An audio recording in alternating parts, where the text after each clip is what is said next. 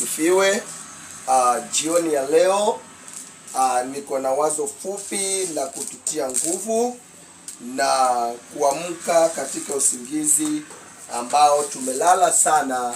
Ni ya kwamba nataka kuimba kawimbo kadogo alafu niendelee na mahubiri. Mpendwa, Bwana nipe uwezo kama Petero Simeoni alivyotembea juu ya maji.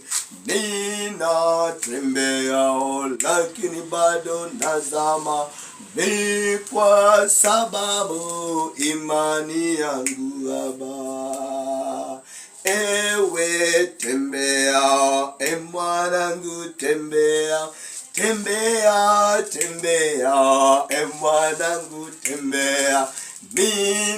Ninatembea lakini bado nazama, ni kwa sababu imani yangu Baba.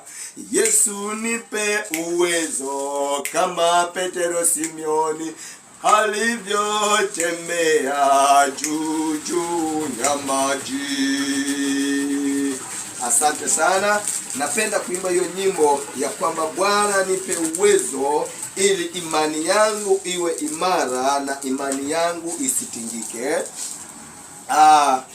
Jioni ya leo ningetaka kuangazia mambo ambayo yanaujia ulimwengu, na sisi tumelala sana katika safari ya kwenda mbinguni. Ni ya kwamba ndugu zangu, matatizo ya huu ulimwengu yamekuwa ni mengi sana.